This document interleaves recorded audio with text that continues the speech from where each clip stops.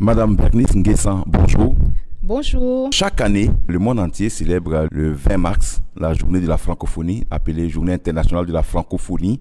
Et cette année, on sent une certaine effervescence au cours de ces journées-là que vous avez baptisées, vous, les journées de la francophonie. Qu'est-ce qui a meublé justement ces journées? Alors, nous avons eu beaucoup de formations autour de la thématique, on va dire, internationale, qui est la francophonie de l'avenir et qui met l'accent sur tout ce qui est développement d'activités pour aider les jeunes à leur responsabilisation. Il y a également la question du numérique. Comment utiliser de façon responsable les nouvelles technologies de l'information. Et également, après les formations, il y a eu également des ateliers, comme aujourd'hui, il y aura des ateliers de lecture et d'écriture. Et nous avons eu la journée solennelle au cours de laquelle il y a eu des allocutions, il y a eu la présence des ambassadeurs de plusieurs pays. Tout le groupe des ambassadeurs francophones en Côte d'Ivoire y ont participé. Également, il y a eu la journée du cinéma, au cours de laquelle il y a eu des formations au métier de cinéma et il y a eu des projections de films francophones de plusieurs pays. Il y a eu, on peut dire, les films canadiens, il y a eu les films ivoiriens. Le film ivoirien qui est passé, c'est La Nuit des Rois, qui a été fait par notre compatriote Philippe Lacotte. Et ce film a été projeté en Côte d'Ivoire ici, mais également à Pretoria. Parce que dans la vision du ministre de la Communication, des médias de la francophonie, il veut une visibilité de la francophonie, aussi bien au plan national qu'international. Donc, il nous a envoyé en mission à Pretoria pour le représenter auprès de l'ambassade ivoirienne à Pretoria, qui a organisé une journée ivoirienne, au cours de laquelle il y a eu des dégustations de mets, il y a eu des allocutions, il y a eu des danses ivoiriennes, et puis il y a eu la projection du film La Nuit des Rois. La francophonie a ceci de magique, c'est que c'est un trait d'union entre plusieurs peuples qui parlent la même langue.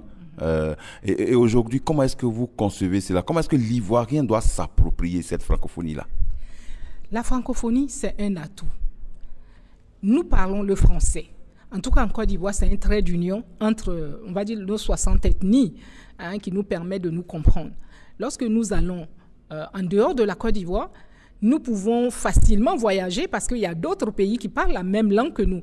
Donc, c'est un vaste espace francophone composé de 88 pays et gouvernements et à l'intérieur duquel il y a également ce qu'on appelle la francophonie économique. C'est la possibilité de faire des échanges au plan économique entre les différents États. Il y a la francophonie, on va dire culturelle. Il y a la francophonie où les jeunes, ils peuvent se côtoyer. Il y a les Jeux de la francophonie. En 2017, il y a eu cela. Et lorsqu'il y a les Jeux de la francophonie, quand on vient dans votre pays, c'est des infrastructures qui sont construites et qui sont laissées après aux populations. Donc vraiment, au niveau de la francophonie, il faut savoir que la francophonie, ce n'est pas pour, on va dire, ce n'est pas pour les grands types. Francophonie, c'est pour nous, les francophones. C'est ce que nous voulons faire de la francophonie, que cette francophonie sera. Les gouvernants, eux, ils ont la possibilité de nous partager la vision. Après, pour réaliser cette francophonie effective, aussi bien au plan culturel qu'au plan économique, il faut que les peuples se sentent concernés, il faut que les Ivoiriens, que les francophones d'autres pays se sentent concernés. Quand j'invite quelqu'un, moi qui suis ébrié, à une fête des générations, je lui dis, viens chez moi, vois ce que je fais, parce que tu es mon frère. Voilà, c'est cette francophonie de proximité, cette francophonie, on va dire, des peuples, c'est notre compréhension de la francophonie. Alors, on le sait, l'Ivoirien est très drôle, souvent, et même très créatif. Alors, à la base du français, on a réussi à créer une autre langue dérivée, le nouchi mélangé. Comment est-ce que vous voyez cette langue parlée dans la rue, généralement par certains Abidjanais? Mais bon, on va dire, cette façon en fait dynamique de comprendre, on va dire, les langues, ce n'est pas seulement propre à la Côte d'Ivoire. Ailleurs, on parle du verlan, ailleurs, on parle du piguine. Voilà. Donc, chaque peuple qui utilise le français a sa façon propre de pouvoir, on va dire, véhiculer les concepts qui lui sont propres. Voilà. Donc, c'est normal. Et vous avez vu que grâce à la Côte d'Ivoire, le mot enjaillement est rentré à l'Académie française. Donc, on ne peut qu'encourager les Ivoiriens à utiliser le français. Voilà, on va l'utiliser certainement à notre façon, selon nos réalités, la façon dont nous comprenons la vie, mais parlons le français et parlons bien le français. Oui, parlons bien le français. Pour cela, il faut lire. C'est la preuve. Vous organisez des journées de lecture ici à la Bibliothèque nationale. Justement, en quoi ces journées-là consistent précisément? Alors, il y a 3 jours d'exposition des livres qui sont à la base, mais à côté de ces expositions de livres, nous avons également des classes pour apprendre la lecture, apprendre l'écriture, apprendre c'est quoi la distribution du livre francophone. Voilà. Donc, on invite les Ivoiriens à venir déjà regarder les livres qui sont exposés parce qu'il y a vraiment des chefs-d'œuvre qu'ils viennent, ils vont pouvoir acheter, aller lire et pouvoir, on va dire, rendre belle leur esprit. Et on leur demande également de venir. Il y a des masterclass ici, enfin, les plus jeunes, il y a des ateliers pour leur apprendre l'écriture qu'ils viennent. Ils vont pouvoir apprendre à mieux lire, à mieux écrire. On va dire ça comme ça. Il y a des responsables qui sont là, qui les encadrent et qui les emmènent à pouvoir tirer, on va dire, l'essentiel d'une lecture. Voilà ce que je peux dire pour l'instant. Alors, on le sait, certains observateurs estiment que l'Ivoirien n'aime plus lire. On a abandonné les livres au profit du smartphone ou on regarde autre chose sur les réseaux sociaux. Est-ce que vous avez un peu mené la réflexion de savoir pourquoi l'Ivoirien n'aime plus lire? Et puis, est-ce qu'il y a des ébauches de solutions pour amener le livre dans la main de l'Ivoirien? C'est déjà, je veux dire, dès l'enfance qu'il faut habituer les personnes à la lecture. Il faut donner le livre dès très petit à un enfant ou lui lire. Parce que tout à l'heure, je demandais, mais à partir de quel âge on lit? Et on m'a répondu, dès la naissance. Parce que dès la naissance, lorsque maman ou papa tient un livre et vous raconte les histoires, un peu comme dans nos villages. Avant, il y avait des contes où le soir, on était autour de la personne, moi c'était mon grand-père en tout cas, et il nous racontait les histoires. Et on aimait dire, raconte-moi l'histoire d'hier. Et on racontait toujours la même histoire, mais on était content d'avoir la même histoire.